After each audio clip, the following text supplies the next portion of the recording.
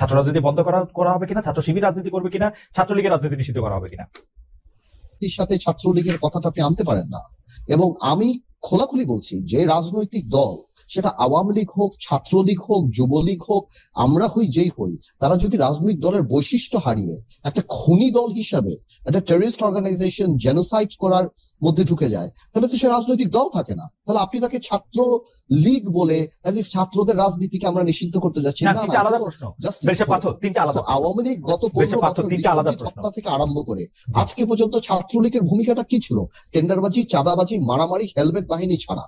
তো যেই রাজনৈতিক দলের অবস্থান সেটা হবে রাজনৈতিক দলের নামে। আমাদেরকে বললো, আমাদের ভাই সাকিবই বললো, দায়িত্ব তো আমরা টেনে নিয়ে আসবো, উঠানো দরকার নাই, বিচারের কথা দরকার নাই। যে পরিমাণ মানুষ হত্যা করেছে ছাত্রলীগ, যুবলীগ এবং আওয়ামী লীগের নেতৃত্বে, ছাত্রলীগ তো ইন্ডিপেন্ডেন্ট অর্গানাইজেশন হিসেবে কাজ করে নাই। এই সাদ্দামরা যেভাবে দাঁড়িয়ে বলেছে ফেসবুক দেখে দেখে আমরা একটা বিচার করবো, তারা করেছে। এই আওয়ামী লীগের যে বড় বড় নেতারা বা আওয়ামী লীগের ছাত্র নেতারা, এরা এক সময় বাংলাদেশে কামানের সামনে, ট্যাঙ্কের সামনে, পুলিশের সামনে দাঁড়িয়েছিল, স্বেচ্ছায় জেলে গিয়েছে। আজকে 2 মাস হয়ে গিয়েছে, কেউ ঘর থেকে বের হয়নি, কারণ তারা জানে তারা খুনি, তারা চোর, তারা লুটেরা, তারা গণতন্ত্র হত্যা করেছে, তারা বাংলাদেশের মানুষের সাথে প্রতারণা করেছে এবং তারা ভেগে গিয়েছে। বাংলাদেশে যেটা আমরা দেখেছি যে শিক্ষাঙ্গনগুলোতে সরকারি ছাত্র দল একটা পেটোয়া বাহিনী হিসেবে দখলদারিত্বের কাজটা করে, একটা বরকন্দাজ প্রশাসনের সহযোগিতায়। যে সরকারি বা কেমন করছে, কখনই বা নির্বাচন হবে, সেসব বিষয় নিয়ে কথা বলার জন্য আজ আমাদের সঙ্গে রয়েছেন গণসংহতি আন্দোলনের প্রধান সমন্বয়কারী জনাব জুনায়েদ সাকি। জনাব জুনায়েদ সাকি, আপনাকে আমাদের অনুষ্ঠানে স্বাগত জানাই। আপনি আমাদেরকে সময় করে আমাদের অনুষ্ঠানে এসেছেন, সেজন্য আপনি আমাদের কৃতজ্ঞতা জানবেন। আমাদের সাথে আরো আপনাকে ধন্যবাদ। জি, আমাদের সাথে আরো থাকছেন বিজেপির চেয়ারম্যান, বাংলাদেশ জাতীয় পার্টি বিজেপির চেয়ারম্যান জনাব আন্দালিব রহমান পার্থ। ব্যারিস্টার আন্দালিব রহমান পার্থ, আপনিও আপনার ব্যস্ততার মধ্যে আমাদেরকে সময় দিয়েছেন, আমাদের কৃতজ্ঞতা জানবেন। আমাদের দর্শকদের পক্ষ থেকে, আমাদের সকলের পক্ষ থেকে আপনি আমাদের শুভেচ্ছা জানবেন। আমরা আসলে আজকে আপনারা এসছেন বলে অনেকে আমাদের কাছে অনেক কিছু জানতে চেয়েছেন, আমাদের গবেষক দলও আসলে অনেক বিষয়গুলি বুঝতে চেয়েছেন। আপনাদের মতো দুজন রাজনীতিবিদকে একসাথে পেয়ে আমাদের আজকে প্রোগ্রামটা ডিজাইন করা হয়েছে যে আমরা কিছু প্রশ্ন আপনাদের দুজনকে একই প্রশ্ন করব। তো আমার একই প্রশ্ন প্রথমটা হচ্ছে যে 2 মাস 2 দিন হলো অন্তর্বর্তীকালীন সরকার দায়িত্ব নিয়েছে। এই 2 মাস 2 দিন দায়িত্ব নেওয়ার ক্ষেত্রে আপনারা সরকারকে কত নম্বর দিবেন? কোন কোন জায়গায় সরকার আসলে ভালো করছে, কোন কোন জায়গায় মাঝারি করছে, কোন কোন জায়গায় একেবারে খারাপ করছে? চ্যালেঞ্জগুলি কি, আপনারা কি দেখেন? সেই দুটি আপনাদের কাছে, দুজনের কাছে প্রশ্ন। আমি প্রথমে সাকিব ভাইয়ের কাছেই যেতে চাই।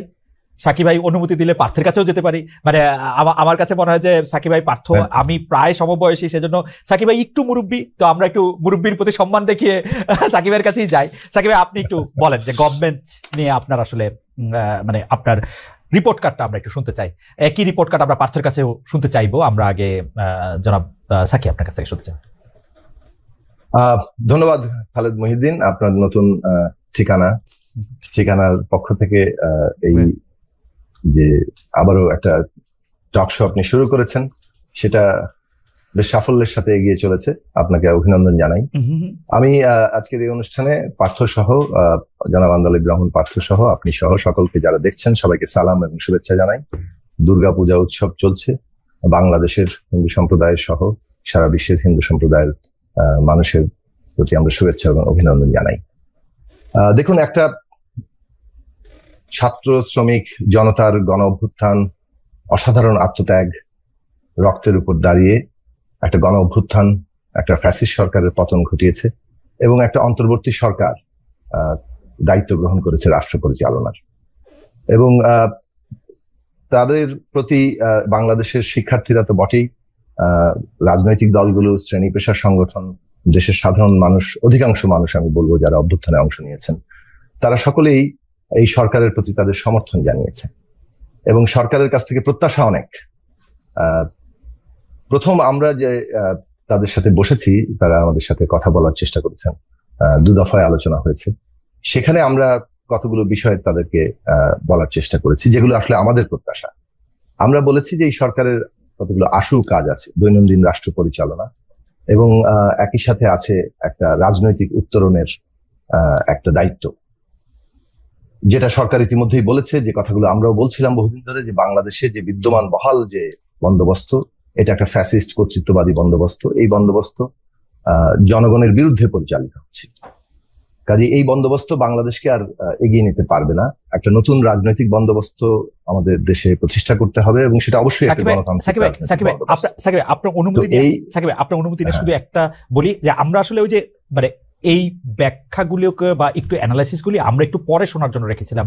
আমরা প্রথমে আপনাদের আপনি যদি একটু আমি এটাই বলছি যে এই রাজনৈতিক উত্তরণের পর্বটি কাজটা তাদের আছে, কিন্তু আশু যে কাজগুলো আছে সেই কাজগুলোর ক্ষেত্রে আমরা আমাদের দিক থেকে কতগুলো বিষয় বলেছিলাম। যে প্রথমত শহীদদের তালিকা তৈরি করা, তাদেরকে জাতীয় মর্যাদায় অধিষ্ঠিত করা, কারণ তারা যে অসাধারণ আত্মত্যাগ করেছেন সেটা যে মানবিক মুহূর্ত তৈরি করেছে সেটা প্রজন্ম থেকে প্রজন্মে একটা বড় অনুপ্রেরণার জায়গা থাকবে। সেইটা খুবই গুরুত্বের সাথে নেওয়া, তাদের পরিবারের দায়িত্ব গ্রহণ করা, যারা আমাদের আহত লড়াকু যোদ্ধারা তাদের চিকিৎসা সহ তাদের দায়িত্ব গ্রহণ করা, এই প্রশ্নটা খুব জরুরি একটা প্রশ্ন। একই সাথে আমরা বলেছিলাম যে এই 15 বছর সহ বিশেষভাবে জুলাই আগস্টে যে হত্যাকাণ্ড, গুম খুন, অর্থ পাচার, লুণ্ঠন, লুটপাট, সবকিছু এগুলোকে একটা ন্যায় বিচারের জায়গায় দাঁড় করা। কারণ নতুন বাংলাদেশের যে যাত্রা সেটা ন্যায় বিচারের উপর দাঁড়ায়।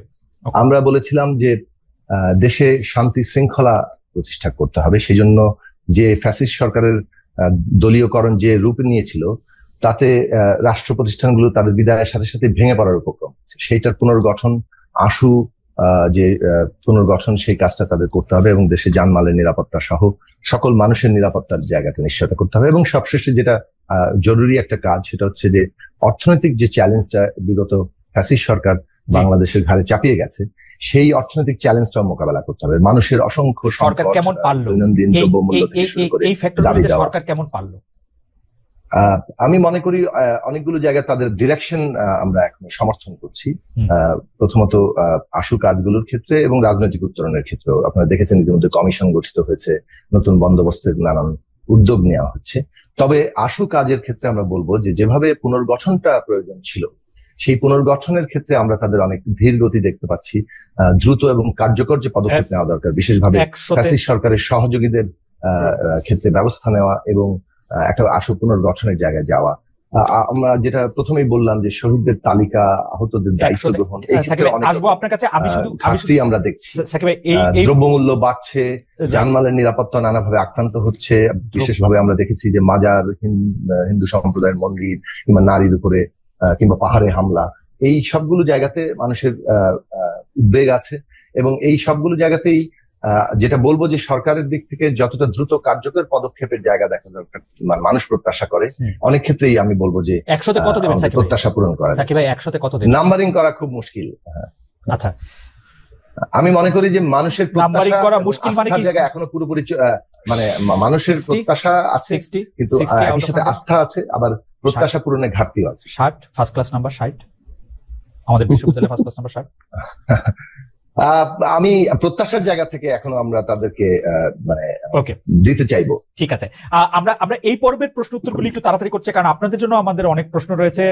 ব্যারিস্টার আন্দালিব রহমান পার্থ, আপনার কাছ থেকেও জানতে চাইবো যে অন্তর্বর্তীকালীন সরকারের পারফরমেন্স আপনি কেমন দেখছেন, কোন জায়গায় ভালো হয়েছে, কোন জায়গায় মাঝারি হয়েছে, কোন জায়গায় একেবারে খারাপ হয়েছে, আপনি যদি বলেন। আসসালামু আলাইকুম। জি, আপনাকে ধন্যবাদ। না, আমি রেপিটেশন করবো না, সাকিব ভাইয়ের কথা ধরেই বলছি।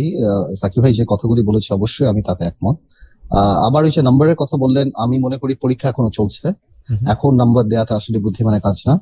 সরকার যেই প্ল্যান গুলি করেছে বা যে পরিকল্পনাগুলি করেছে ঠিক আছে, কিন্তু এক্সিকিউশনের দিক থেকে সরকার এটা বাস্তবে আপনার ফল দেওয়ার যেই প্রক্রিয়া সরকারের, সেইটা আসলে একটু প্রশ্নবিদ্ধ হচ্ছে বা সেটা একটু আমরা যেভাবে চাচ্ছিলাম সেভাবে হচ্ছে না। যেমন আমি সবচেয়ে বেশি লক্ষ্য করি, দেখুন পলিটিশিয়ান বলুন বা সমাজে গ্রহণযোগ্য লোক বলুন, গ্রহণযোগ্য আমি বলি মানুষের সাথে সম্পৃক্ততা।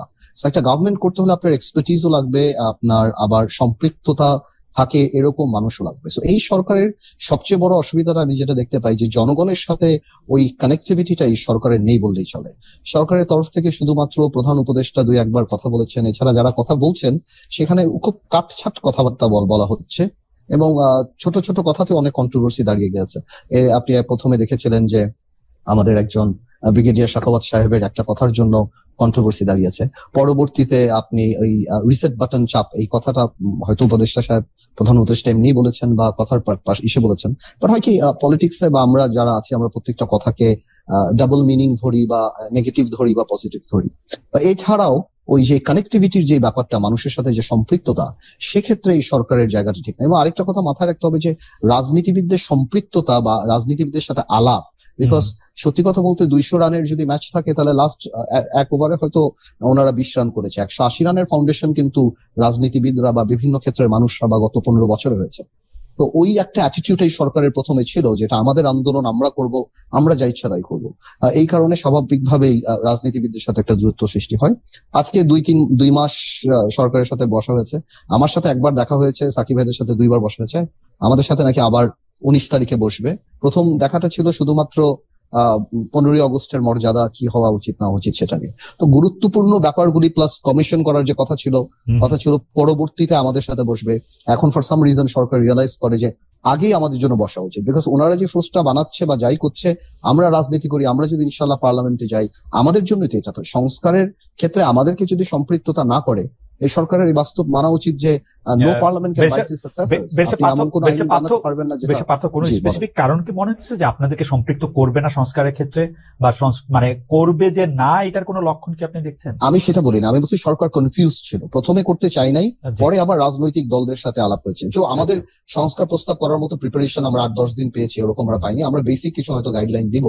তারপর আরেকটা কথা খুব ইম্পর্টেন্ট, যেটা আমি বলছি, ভাইও যেটা বলেন, সাকিব খুব কারেক্টলি পয়েন্ট আউট করেছেন, সেটা হলো এই যারা শহীদরা মারা গিয়েছেন, ওনাদের রিহ্যাবিলিটেশন, ওনাদের পরিবারের রিহ্যাবিলিটেশন, যারা আহত হয়েছে, এই ব্যাপারে কিন্তু আমরা এখনো কিছু জানতে পারি না। প্লাস এই যে হঠাৎ করে আইন শৃঙ্খলা বাহিনীর অবস্থা তো খারাপ হয়ে যাওয়া, এবং আইন শৃঙ্খলা বাহিনী তো পুলিশ করবে, তো পুলিশ ছিল দৃশ্যমান সরকার, স্বাভাবিকভাবেই মানুষের একটা ক্ষোভ ছিল পুলিশের উপর, সেই ক্ষোভটাকে কমিয়ে নিয়ে আসে। দেখুন এত পুলিশ মারা গিয়েছে, কেউ বলতেও পারে না কত পুলিশ মারা গিয়েছে, একটা অজ্ঞাত মামলাও হয় নাই পুলিশের। প্লাস পুলিশের অনেক পরিবার, আমার কাছে কালকে 4 জন পুলিশ আসছিলেন, বলেন পার্থ ভাই রাজারবাগে যে দেখি বাচ্চা কাচ্চা নিয়ে দাঁড়িয়ে আছে, ওনাদেরকে একটা কমিশন গঠন করা, একটা টাকা দেওয়া ওনাদের চিকিৎসার জন্য।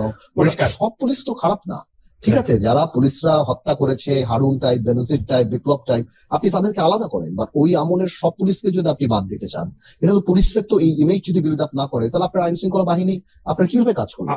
তো এই জায়গাগুলিতেই আসলে রাজনীতিবিদের পরামর্শ কিংবা একটা পলিটিক্যাল কাউন্সিল থাকা দরকার ছিল, যেখানে আমরা এই জিনিসগুলিকে হেল্প করতে পারতাম। এই সরকারকে আমরা হেল্প প্রথম থেকে করছি, এই সরকার ফেল করলে আমাদের ব্যর্থতা সবচেয়ে বেশি হবে, কিন্তু এটাই সরকারের উপলব্ধি করা উচিত। আমরা দ্বিতীয় প্রশ্নে আমি একটু যুক্ত করব, জি আপনি করেন। দ্বিতীয় প্রশ্নটা আসলে প্রথম প্রশ্নের সাথে খুব রিলেটেড, কিন্তু আমি এই প্রশ্নটার জায়গায় প্রথমে আন্দালিব রহমান পার্থর কাছে আসতে চাই, তারপরে আমরা সাকিবের কাছে আসবো। বেশ পার্থ, দ্বিতীয় প্রশ্ন, কারণ সাকিব ভাই দ্বিতীয় প্রশ্নটা রিলেটেড বলে আমরা আসছি আপনার কাছে। সেই প্রশ্নটা হচ্ছে যে এই সরকার গঠনে আপনাদের, মানে সাকিব ভাই তো বটেই প্রকাশ্যে, এবং আপনি যেহেতু জেলে ছিলেন, আপনার আড়ালে হলেও আপনার ভূমিকা ছিল, ব্যারিস্টার পার্থ নিজেকে কি এখনো এই সরকারের অংশ মনে করছেন? এই সরকারের সঙ্গে কি দূরত্ব ক্রমশ বাড়ছে কিনা? মানে আপনি আসলে আপনার প্রথম প্রশ্নের উত্তরে কিছুটা আভাস দিয়েছেন, এটা যদি আপনি একটু চট করে বলেন। আমাদের তো সরকারের অংশ হওয়ার প্রশ্নই উঠছে না, আমরা তো সরকারের অংশ কোনোভাবেই না, বাট আমরা সরকারকে সহযোগিতা করার জন্য আমাদের এক্সপিরিয়েন্স থেকে আমরা সবসময় ছিলাম, আমাদের সাপোর্ট থেকে। বাট কেন জানি মনে হচ্ছে এই সরকার ওইটাতে খুব একটা, ওনারা কেন জানি মনে করছেন যে ওনারা ওনাদের লক্ষ্যে পৌঁছাতে পারবেন। যেমন আমি বলি আপনাকে, এখন পর্যন্ত এই হত্যার বিচার নিয়ে কোনো কিছুই হয়নি, যে মামলা হয়েছে ইন্ডিভিজুয়াল ক্যাপাসিটিতে। আওয়ামী লীগ কি ব্যান হওয়া উচিত, যেটা একদম গণহত্যায় জড়িত একটা রাজনৈতিক দল, 14 দল সহ ব্যান হওয়া উচিত আছে। ব্যান না হলে তারা টিল হিয়ারিং অফ দ্যাট, তারা কি আগামীতে এই নির্বাচনে অংশগ্রহণ করা, এই জিনিসগুলো আমরা বলতে পারি না সরকারের তরফ থেকে কোনো কিছু আসা হয়নি। বিচারটা কিভাবে হবে 1-1.5 বছরের মধ্যে। আচ্ছা, আরেকটু ছোট্ট একটা কথা বলি, দুর্নীতি একটা সবচেয়ে বড় প্রবলেম ছিল। আমি একটু আগে একটা মেসেজ পাঠিয়েছি, এনসিএ, ন্যাশনাল ক্রিমিনাল এজেন্সি, সেখানে আমি নিজে গত বছর চিঠি লিখেছিলাম এই জাভেদ সাহেবের বাড়ির জন্য, যেটা পরবর্তীতে আরো 6 মাস পরে ব্রিটিশ এক এমপি লিখেছে। সরকারের এই টাকাগুলি কিভাবে আনবে, এটা একটা কমিশন করা, এক্সপার্ট এভিডেন্স নেওয়া, এস আলমের টাকাগুলি, জাভেদ কোনো কিছুই আমরা সরকারের তরফ থেকে দেখি না দৃশ্যমান। এরকম আরো অনেক কিছু আছে, জাভেদ আমার আপনার সাথে 3 ঘন্টা কথা বলতে হবে। আমি তো বললাম না, সাপোর্ট আমরা করছি, কিন্তু তাদের কাজ করার প্রক্রিয়াটা আমাদেরকে খুব একটা, মানে আশাহত বলবো না, বাট আমি মনে করি আরো অনেক বেটার হতে পারতো আমরা যদি সবাই সাহায্য করার একটা সুযোগ থাকতো। একটা স্পোক্সম্যান নাই সরকারের, একটা লিয়াজো কমিটি নাই সরকারের। আমি আজকে আসিফ ভাইকে ফোন করলে দেখা যাচ্ছে 3 দিন পর আসিফ ভাই কল ব্যাক করছে, আদিল ভাইয়ের সাথে হয়তো ওনাকে ফোন করলে বলছে উনি দেখছে, ওনাকে ফোন করলে বলছে উনি দেখছে।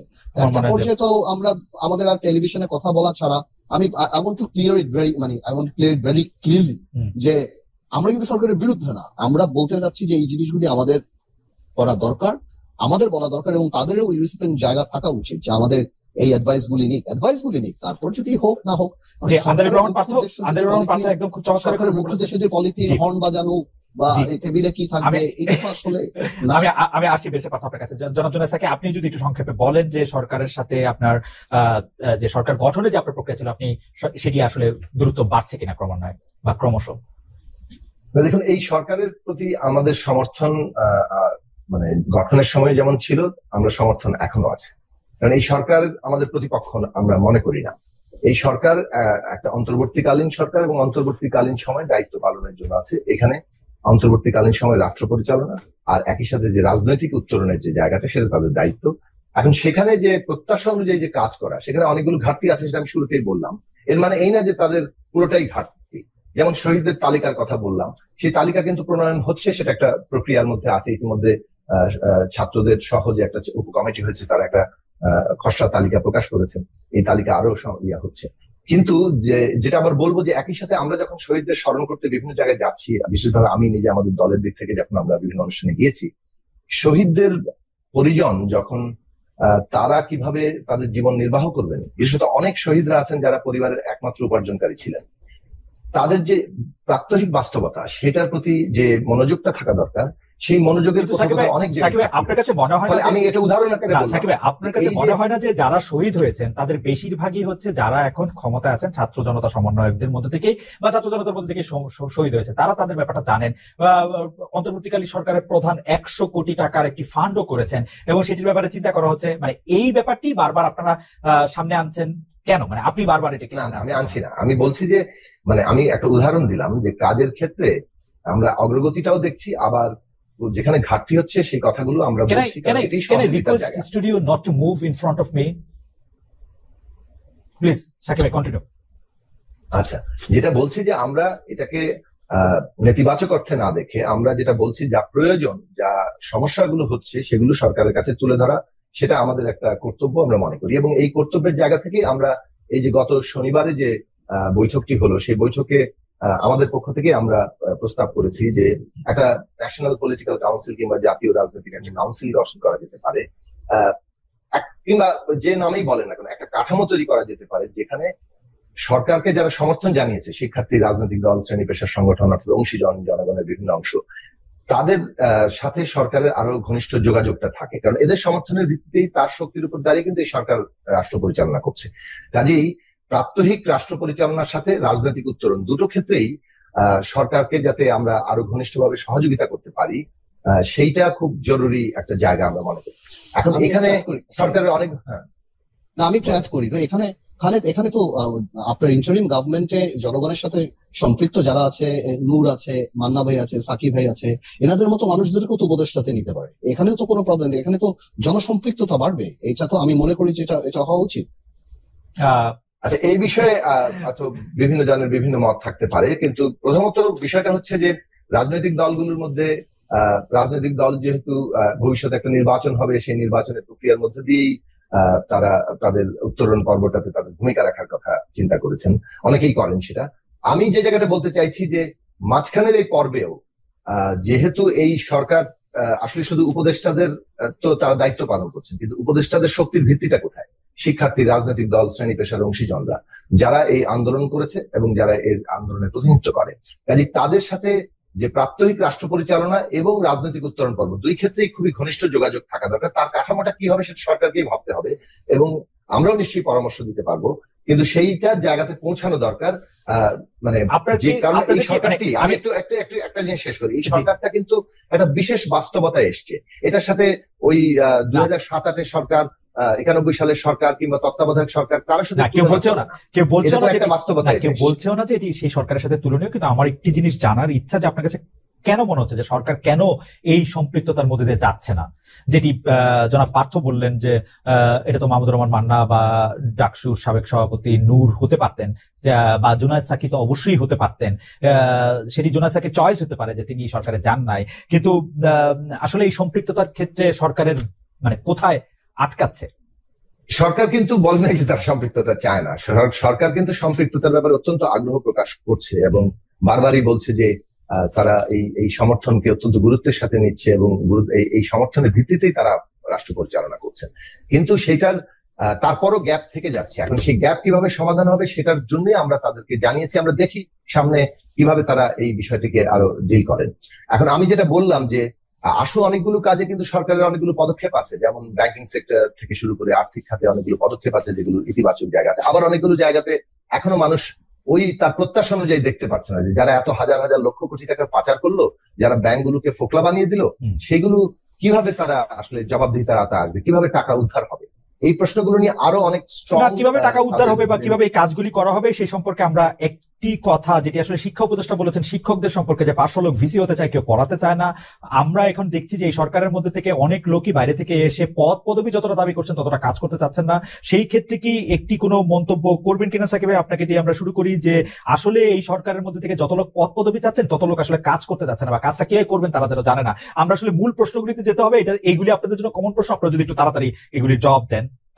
আমি একটা কথাই শুধু এক্ষেত্রে বলবো, সেটা হচ্ছে যে সরকার যে বন্দোবস্তটা তৈরি করেছিল, যে তারা রাষ্ট্রের বিভিন্ন প্রতিষ্ঠান, মানে সেটা বিশ্ববিদ্যালয়, শিক্ষা প্রতিষ্ঠান থেকে শুরু করে একেবারে সামাজিক স্তরেও রাষ্ট্রের মূল প্রতিষ্ঠান তো আছেই, সবগুলোর কর্তা ব্যক্তিদেরকে কিংবা তার আরো অংশকে এই ব্যবস্থার সহযোগী করে নিতেছে, লুটপাটের ভাগবাটোয়ারা দিয়ে, যে তোমরা এটার সহযোগী, তোমরা এটার অংশীদার হয়ে যাও, যাতে করে এই ব্যবস্থাটা টিকে থাকতে তারা সহায়তা করে অথবা তারা অংশীদারে পরিণত হয়। যার ফলে এমন একটা পরিবেশ তৈরি হয়েছে যে প্রত্যেকেই মনে করেন মাথার উপর একটা ছায়া থাকতে হবে, তারপর আমি কাজ করবো। এখন হঠাৎ করে সেই ছায়াটা অনুপস্থিত, এবং কিভাবে নতুন ব্যবস্থা হবে সেই ডিরেকশনটাও একটু একটা ট্রানজিশনের মধ্যে আছে। সেই কারণে আমার মনে হয় যে এইখানে আমরা বলছি যে আরো দ্রুত আশু এবং কার্যকর পদক্ষেপ দরকার এই সরকারের দিক থেকে। যে ডিরেকশনটা কি হবে, মুডটা কি, জনগণের যে মুডটা ছিল, ডিরেকশন বা মুডটা বাংলাদেশ আমরা বুঝতে পেরেছি। পার্থ, আপনি এটাতে কোনো কিছু যোগ করবেন কিনা, যে আসলে মানে এটা প্রশ্ন করার কিছু নাই, কিন্তু লোকজন পদ পদবি যতটা চাচ্ছেন কাজ করতে চাচ্ছেন না, এটি একটি সাধারণ এরকম একটা ধারণা চলছে, এটা সম্পর্কে আপনার একটা মন্তব্য? না, এটা তো আমি মনে করি এটা শুধু সাধারণ না, এটা তো আপনার উপদেষ্টা মন্ডলীতেও এরকম অনেক মানুষ আছে যারা আজকে 2 মাস হয়ে গিয়েছে, তাদেরকে আমরা কোনো সিগনিফিকেন্ট কাজ দেখছি না। হাতে গোনা কয়েকজনের নাম আমরা জানি, এর মধ্যে কে কি কাজ করছে সেটাও আমরা বলতে পারি না। তো স্বাভাবিকভাবে একটা কথা আমি আপনাকে বলি যে ওনাদের আগে ফার্স্ট রিয়েলাইজ করতে হবে যে ওনাদের একটা টিম বানাতে হবে। আপনি যেটা বারবার বলেন যে ওনারা কি এটা বুঝতে পারছেন না, আমরা সমর্থন করছি, কিন্তু এই সম্পৃক্ততার জায়গাটা একটু অসুবিধা হচ্ছে। আর ওনারা বুঝতে পারছেন না, বিকজ ওনারা একটা বাবলের মধ্যে থাকেন। ওনারা সুশীল মানুষ, যার যার জায়গায় কাজ করেছেন, ভালো সাকসেসফুল হয়েছেন, কিন্তু আমাদের কাজ তো সাধারণ মানুষকে নিয়ে, পলিটিশিয়ানদের কাজ সাধারণ মানুষ, আমাদের কাছে সাধারণ মানুষের অ্যাক্সেস আছে, ওনাদের কাছে সাধারণ মানুষের অ্যাক্সেস নেই। তো আসলে মার্কেটে যে কি অবস্থা, সাধারণ মানুষের কি অবস্থা, ওই জিনিসটা জেনে কিভাবে ওটাকে পলিটিক্যালি হ্যান্ডেল করতে হয় ওই সম্পর্কে তো আসলে নাই। যে আমি পুলিশের যে কথাটা বললাম, যে পুলিশকে যদি আপনি রিহ্যাবিলিটেট করতে চান, আগে পুলিশের মোরাল বুস্ট আপনার করতে হবে, আদারওয়াইজ পুলিশ আপনার কাজ করবে না। পুলিশ যদি মনে করে আমার চাকরিটা একটা স্টিগমা, একটা ট্যাবু, তাহলে পুলিশ এই চাকরি করবে না। তো আমি সেটাই বলছি যে ওই জায়গাগুলিতে সরকার সিরিয়াস, মানে আরো সিরিয়াস হওয়া উচিত, এবং তাদের উপলব্ধি করা উচিত যে এটা তাদের এক্সপার্টিজ না। ওনারা হয়তো ওনাদের মন্ত্রণালয় ভালো চালাচ্ছেন কি না চালাচ্ছেন আমরা বলতে পারি না, আবার ধরে নিই ভালোই চালাচ্ছেন, আমাদের সমর্থন আছে, কিন্তু ওনারা যদি আরো বেশি সম্পৃক্ততা বাড়াতো, আরো বেশি সমাজের অন্যান্য মানুষের সাথে কথা বলতো, তাহলে আমার মনে হয় আরো বেটার হতো জিনিসটা। আমরা আরো দুটি প্রশ্ন, আমি একটা লাইন যুক্ত করবো পার্থর সাথে, সেটা হচ্ছে যে এই সরকারের যেটা জরুরি প্রয়োজন সেটা হচ্ছে একটা রাজনৈতিক দৃষ্টিভঙ্গি থেকে বিষয় সমস্যাগুলোকে দেখা দরকার, সমাধানগুলোকে দেখা দরকার। পলিটিক্যাল ভিউটা খুব জরুরি। না, সেটা আপনি বলেছেন সাকিব ভাই, অলরেডি বলেছেন সাকিব ভাই, এটা আপনি অলরেডি বলেছেন। আমি আর দুটি তিনটি প্রশ্ন আছে আপনাদের দুজনের জন্য কমন, একটু যদি আপনারা সংক্ষেপে একটু বলেন। ছাত্র রাজনীতি, বিশ্ববিদ্যালয়ে ছাত্র লীগের রাজনীতি বন্ধ করার ব্যাপারে একটি কথা উঠেছে যে সন্ত্রাসী সংগঠন হিসেবে ছাত্রলীগকে নিষিদ্ধ করা হবে কিনা, বিশ্ববিদ্যালয়গুলিতে ছাত্র শিবির রাজনীতি করবে কিনা, করা ঠিক হবে কিনা, এই সম্পর্কে আপনাদের দুজনের একটু মন্তব্য জানতে চাইবো যে এটি আপনারা কিভাবে দেখছেন। ছাত্র রাজনীতি বন্ধ করা হবে কিনা, ছাত্র শিবির রাজনীতি করবে কিনা, ছাত্রলীগের রাজনীতি নিষিদ্ধ করা হবে কিনা? সাকিব ভাই। আমি বলবো। আচ্ছা দেখুন, আমার নিজের যেটা ধারণা, মানে সেটা হচ্ছে যে বাংলাদেশে যেটা আমরা দেখেছি যে শিক্ষাঙ্গনগুলোতে সরকারি ছাত্র দল একটা পেটোয়া বাহিনী হিসেবে দখলদারিত্বের কাজটা করে, একটা বরকন্দাজ প্রশাসনের সহযোগিতায়, এবং শিক্ষা প্রতিষ্ঠানগুলো যে কোনো সরকার বাংলাদেশ প্রতিষ্ঠার পর থেকে আমরা দেখেছি দখলে রাখার চেষ্টা করে, কারণ ছাত্র আন্দোলনকে তারা ভয় পায়। এই কারণে এই দখলদারিত্বটা এই পর্যায়ে গিয়েছে যে তার একটা ভয়ঙ্কর চেহারা আমরা দেখলাম আবরার হত্যাকাণ্ডে, কিংবা ঢাকা বিশ্ববিদ্যালয়ে কিভাবে শীতের রাতে একজন ছাত্রকে সারা রাত দাঁড় করিয়ে রাখলো, তারপর নিউমোনিয়া সে মৃত্যুবরণ করলো। এই যে ভয়ঙ্কর চেহারাটা তারা প্রত্যেকটা ছাত্রকে প্রাথমিকভাবে মোকাবেলা করে। ফলে এই ছাত্র আন্দোলন বলেন, সেটাকে তারা যে ছাত্র রাজনীতির আকারে দেখছে মূলত একটা পেটোয়া দখলদারিত্ব হিসেবে। ফলে এর বিরুদ্ধে ছাত্র সমাজের মধ্যে সত্যিকার অর্থে একটা ন্যায্য ক্ষোভ আছে, এখন এই ক্ষোভটা কিভাবে সমাধান হবে সেটার দিকে আমাদের মনোযোগটা দেওয়া দরকার। অর্থাৎ প্রাতিষ্ঠানিকভাবে শিক্ষা প্রতিষ্ঠানগুলোতে এমন ধরনের সংস্কার দরকার যেখানে আর কোনো হল এইভাবে কোনো পেটোয়া বাহিনীর দখলদারিত্বে আনতে পারবে না। সেইটা যদি আমরা নিশ্চিত করতে পারি তাহলে আমার মনে হয় যে ছাত্ররা তাদের নিজেদের যে রাজনৈতিক অধিকার স্বাধীনতা সেটার ব্যাপারে তাদের কোনো আপত্তি থাকার কথা না, কারণ তারা তো রাজনৈতিক স্বাধীনতা। কিন্তু বৈষম্য বিরোধী তাহলে এই ফর্মুলাতে তো ছাত্রলীগকে নিষিদ্ধ করা দরকার নাই, এখন বৈষম্য বিরোধী ছাত্র আন্দোলনকে নিষিদ্ধ করা দরকার, কারণ ওরা সরকারে না। বৈষম্য বিরোধী ছাত্র আন্দোলন কিন্তু এই দখলদারিতে যাচ্ছে না এখনো পর্যন্ত। আপনি বলেন যে যারাই সরকারে যায় তারা দখলদারিতে যায়, এটা বরবন্দাজ প্রশাসন আমি বলতেছি এটা কায়েম করতে চেষ্টা করছে, এরকম কোন অভিযোগ তো না। আপনি বললেন যে এটা একটা ফর্মুলা, সেই জন্য আমি বললাম না। ফর্মুলাটা এতদিন কাজ করেছে, এখন কাজ করছে এই 5ই আগস্ট পর্যন্ত এই ফর্মুলাটাই বাংলাদেশে কাজ করেছে প্রধানত। আচ্ছা, তাহলে আমি বুঝতে পারছি। তাহলে আপনি আমাকে তিনটা স্ট্যাকেটো প্রশ্নের যদি আপনি একটু জবাব দিতেন, তাহলে কি ছাত্র রাজনীতি নিষিদ্ধ করার দরকার আছে কি নাই, মানে আপনি কি মনে করেন? আমি মনে করি যে ছাত্র রাজনীতির যে দখলদারি চেহারা সেটাকে মানে কোনোভাবেই আর টিকতে দেওয়া যাবে না। ছাত্র শিবিরের রাজনীতি, সেই দখলদারিত্বের রাজনীতি যদি বন্ধ করা যায় তাহলে ছাত্ররাই নিজেরা তাদের রাজনৈতিক স্বাধীনতার ব্যাপারে সিদ্ধান্ত নেবে। ছাত্র শিবিরের রাজনীতি দেখো, এখন কোন একটা বিশেষ সংগঠনের ব্যাপারে যে আগে যে সিদ্ধান্তের জায়গা ছিল, ছাত্র শিবির, জামাত ইসলামী, এই প্রশ্নে আমাদের অবস্থানটা ছিল 1971 সালে তাদের ভূমিকার প্রশ্ন নিয়ে।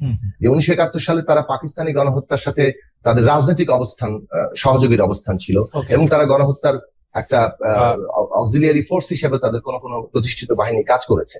সেই জায়গা থেকে তারা বাংলাদেশের স্বাধীনতার পরে তারা এই বিষয়ে তাদের রাজনৈতিক অবস্থানের যে ব্যাখ্যা জনগণের কাছে দেওয়া, সেটা তারা খুব স্পষ্টভাবে দিয়েছে বলে আমাদের আসলে এখনো জানা নেই। তারা এখন বলেন যে তাদের এক সময়কার আমির তিনি নাকি এই বিষয়ে ব্যাখ্যা দিয়েছিলেন, কিন্তু এটা জামাত ইসলামী বাংলাদেশ প্রশ্নে তাদের অবস্থান কি, 71 সালের তাদের যে রাজনৈতিক ভূমিকা, সেই ভূমিকাকে তারা কিভাবে মূল্যায়ন করে সেটা স্পষ্ট ব্যাখ্যা আমার মনে হয় জনগণের বিরাট অংশ জানতে চায় না। সেটা তো প্রেক্ষাপট গেল, ছাত্র শিবিরের রাজনীতি বিশ্ববিদ্যালয়ে করতে আপনি সংগঠন ধরে এরকম মানা করতে চান না।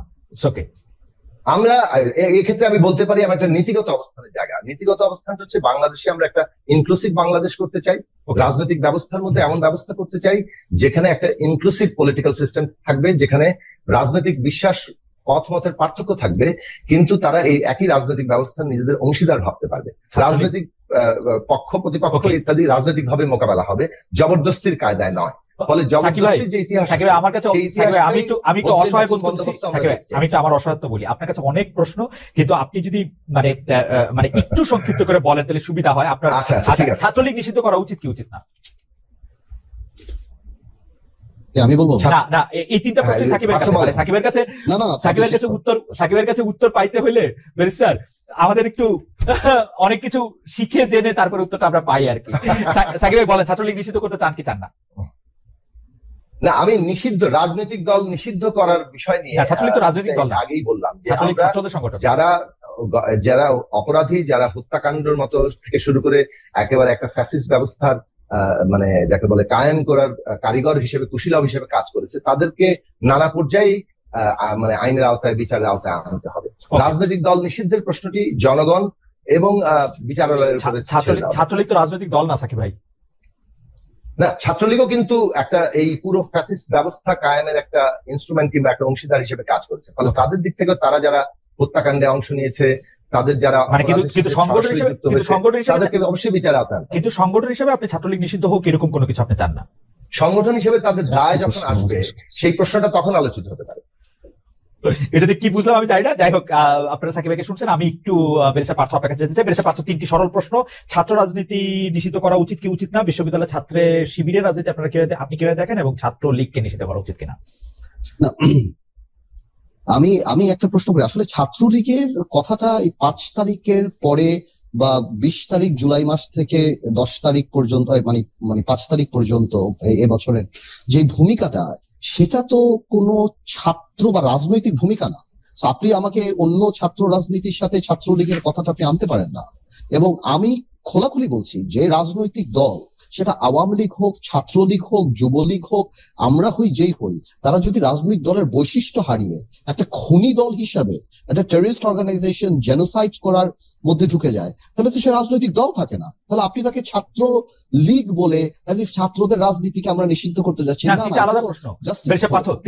আওয়ামী লীগ গত 15 বছর হত্যা থেকে আরম্ভ করে আজকে পর্যন্ত ছাত্রলীগের ভূমিকাটা কি ছিল? টেন্ডারবাজি, চাঁদাবাজি, মারামারি, হেলমেট বাহিনী ছাড়া। তো যেই রাজনৈতিক দলের অবস্থান সেটা হবে রাজনৈতিক দলের নামে। শুধু কোথাও নৈতিক অবস্থান থাকে, নট নেসেসারিলি যে তাদেরটা। তো আপনি যদি মনে করেন, এবং দায়বদ্ধতা তখন আসবে যখন বিচারের কাছে উঠবে, যেটা আমাদেরকে বললো, আমাদের ভাই সাকিবে বললো, দায়িত্ব তো আমরা টেনে নিয়ে আসবো, উঠানো দরকার নাই, বিচারের কথা দরকার নাই। যে পরিমাণ মানুষ হত্যা করেছে ছাত্রলীগ, যুবলীগ এবং আওয়ামী লীগের নেতৃত্বে, ছাত্রলীগ তো ইন্ডিপেন্ডেন্ট অর্গানাইজেশন হিসেবে কাজ করে নাই। আমাদের এখনো চোখে ভাসে এই সাদ্দামরা যেভাবে দাঁড়িয়ে বলেছে, ফেসবুক দেখে দেখে আমরা এক একটা বিচার করবো, তারা করেছে। তো আমার প্রশ্নটা হলো যে ছাত্রলীগের সাথে ছাত্র রাজনীতিকে আপনি মিক্স করতে না। আমি তিনটা আলাদা প্রশ্ন করছি, আমি তিনটা আলাদা প্রশ্ন করছি। ছাত্রলীগ তো রাজনীতিটা করে নাই, তারা গণহত্যার সাথে জড়িত। আওয়ামী লীগ তো নৈতিকভাবে রাজনৈতিক দলের বিশেষ করে আজকের দিনে আপনি চিন্তা করে দেখেন, এই আওয়ামী লীগের যে বড় বড় নেতারা বা আওয়ামী লীগের ছাত্র নেতারা, এরা এক সময় বাংলাদেশে কামানের সামনে, ট্যাঙ্কের সামনে, পুলিশের সামনে দাঁড়িয়েছিল, স্বেচ্ছায় জেলে গিয়েছে, আজকে 2 মাস হয়ে গিয়েছে, কেউ ঘর থেকে বের হয়নি। কারণ তারা জানে তারা খুনি, তারা চোর, তারা লুটেরা, তারা গণতন্ত্র হত্যা করেছে, তারা বাংলাদেশের মানুষের সাথে প্রতারণা করেছে এবং তারা ভেগে গিয়েছে। তাদের ওই মোরাল পাওয়ারটা নাই, এই কারণে তারা ফেস করছে না। এই নেতারা, এই গ্রুপরা আজকে সিনিয়র যত নেতা দেখছেন, মাঝখানে এই যে নানক বলেন, রহমান বলেন, বা হানিফ বলেন, বা আমির হোসেন আবু তোফাল নামে যাদেরকে বলেন, এরা এক সময় সরকার, স্বৈরাচার সবার বিরুদ্ধে যুদ্ধ করেছে, আপনারা দেখেছেন রাজপথে। তো আজকে কেন তারা পালিয়ে যাচ্ছে? আজকে তারা দেশ ছেড়ে চলে যাচ্ছে? আজকে তারা কেন ছাত্রলীগ ঘোমটা দিয়ে চলে যাচ্ছে? তারা জানে রাজনৈতিক দল না। যারা একটা অফ টপিক, একটা মানে, কারণ এই প্রশ্নটা রিলেটেড, সেটা হচ্ছে যে জামাতে ইসলামীও তো আসলে 1971 সালে এই রকম একটা গণহত্যাকে যারা সমর্থন করেছিল, গণহত্যা যারা করেছিল তাদের সমর্থন করেছে, কিন্তু তাদের রাজনীতি করার ক্ষেত্রে তাদের জোট করার ক্ষেত্রে তো তাতে কোনো বাধা হয় নাই। আপনি খুবই ভালো কথা বলছেন, এবং আমি আপনাকে ভেঙে দিই।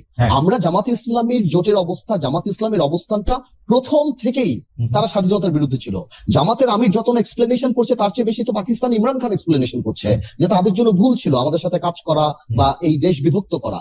জামাত ইসলামের ব্যাপারটা প্রথম থেকেই ছিল। আর Awami League betrayed with the people. মানুষ আওয়ামী লীগকে ট্রাস্ট করেছে উইথ ডেমোক্রেসি। মানুষ আওয়ামী লীগের হাতে ক্ষমতা দিয়েছে, মানুষ 2008 সালে ভোট দিয়েছে, মানুষ আওয়ামী লীগ স্বাধীনতা যুদ্ধে লিডিং পলিটিক্যাল পার্টি ছিল। জামাত তো প্রথম অবস্থা থেকেই খারাপ ছিল, এবং সেখানে তারা গণতন্ত্রের সাথে জড়িত ছিল, এটা ছিল সেটা ছিল, আজকে তাদের এই অবস্থান। এবং আমরা জোট করেছি জামাতের সাথে, অবশ্যই আমরা জোট করেছি, কিন্তু জামাতের ওই অবজেকশন গুলিকে রেখেই তো আমরা জোট করেছি। সো কালকে ডেফিনেটলি আজকে জামাতেরও আওয়ামী লীগের গণহত্যা নিয়ে নৈতিকতার জায়গা থেকে প্রশ্ন উঠে যে আওয়ামী লীগও সেভাবে, জামাত ইসলামও সেভাবে চ্যালেঞ্জ করতে পারবে না, বিকজ তাদের হাতেও রক্ত আছে। ওকে, আমরা দর্শকদের কাছে জানতে চেয়েছিলাম যে 2 মাস অন্তর্বর্তী সরকার পাশ করলো, এই সময় রাজনৈতিক দলগুলো সঠিক ভূমিকায় আছে কিনা, মানে রাজনৈতিক দলগুলো আমরা প্রশ্ন করেছিলাম, এই সময় রাজনৈতিক দলগুলো ভূমিকা সঠিক কিনা বা সঠিক ভূমিকা আছে কিনা। এই প্রশ্নের জবাবে শতকরা 23% দর্শক মনে করছেন যে হ্যাঁ, রাজনৈতিক দলগুলো তাদের সঠিক ভূমিকায় ছিল। শতকরা 77% দর্শক মনে করছেন যে না, তারা ছিল না। 48,000 দর্শক ভোট দিয়েছেন। আমরা এই দুজনের প্রশ্নের ক্ষেত্রে শেষ প্রশ্নে আসি। সাকিব ভাই, আমাদের অনুরোধ যে আপনি একটু যদি কম কথায় একটু বলেন যে আপনি গুজব নিয়ে কি বলবেন। এই গুজবের কারণ কি? আমরা কিন্তু নানা ধরনের গুজব দেখি, আমরা এমনিতেই একটা ইনফরমেশন সুপার ডায়রিয়ার মধ্যে আছি। অনেকে এটা এরকম এই শব্দটা কয়েন করছেন যে চারিদিক থেকে ইনফরমেশন আসছে এবং এর মধ্যে থেকে গুজব ঢুকানো হচ্ছে, গুজব কেউ ঢুকাচ্ছেন। এইটার মধ্যে যেমন কালকে পরশু সবচেয়ে জনপ্রিয় গুজব ছিল ক্যান্টনমেন্টে জানি কি হচ্ছে, ওয়াকার সাহেব আর ইউনূস সাহেবের মধ্যে জানি কি হচ্ছে। আপনি এগুলিকে আসলে কিভাবে দেখেন? কেন এইসব গুজব ডালপালা মেলছে? এই গুজবের কারণ কি সাংবাদিকরাও কিছুটা কিনা, গণমাধ্যমও কিছুটা কিনা? এটা যে গুজব, ইতিমধ্যে এটা নানাভাবেই আলোচিত হয়েছে, যেটা পুরোটাই গুজব। এবং এই গুজব তৈরি করা হচ্ছে, গুজব তৈরি করে গুজব ডিসেমিনেট করা, মানে সঞ্চারিত করার যথেষ্ট মানে ক্ষমতা এখন তৈরি হয়েছে মানে বিশেষত সামাজিক মাধ্যমের কারণে। তো এটা তৈরি করার পেছনে যে মানে পতিত ফ্যাসিস্ট শক্তির একটা ভূমিকা আছে, সেটা খুব সহজেই অনুমেয় বোঝা যায় যে তারা চাইছে একটা ডিস্টেবিলাইজ করার জন্য, এবং এই সরকার ব্যর্থ হয়ে যাচ্ছে। একাডেমিক ইন্টারেস্ট একটা প্রশ্ন করি, গত সরকারকেও আমি যত প্রশ্ন করেছি তারা একটা বলতো যে আওয়ামী লীগের মধ্যে নাকি ঘাপটি মেরে জামাত বিএনপি এগুলি বসে আছে এবং সেই কারণে নানা ধরনের কিছু ঘটতেছে। এইবারও আমরা দেখতেছি যেই সরকার, যে শেখ হাসিনা পালিয়ে গেছে কাউকে কোনো কিছু না বলে, সেই আওয়ামী লীগের কোন অস্তিত্ব কোথায় আছে যে এই জুজুর ভয় আমাদের পেতে হবে? মানে এটা কিন্তু পুরো রাষ্ট্র শক্তির মধ্যে যেভাবে তারা 15 বছর ধরে রাষ্ট্র ব্যবস্থা প্রতিষ্ঠানগুলোতে তাদের লোক সজ্জিত করেছে, সেটা তো একটা বড় শক্তি। সেই লোকগুলি আরো বেশি বিএনপি হয়েছে কিন্তু এখন সাকিব ভাই, এই লোকগুলি কিন্তু আরো বেশি বিএনপি হয়েছে এখন। তারা কত বেশি বিএনপি, কত বেশি জামায়াত, এটা প্রতিষ্ঠিত করার জন্য তারা প্রাণপণ করতেছে। একজন আওয়ামী লীগের লোক আপনি পাবেন না। একজন, এই যে পার্থ সঠিক কথা বলছে, 2 মাসের মধ্যে একজন আওয়ামী লীগের নেতা দাঁড়ায় বলেন নাই যে আমি আওয়ামী লীগ করি, আমি যা করছি ঠিক করছি, একজনও বলেন নাই।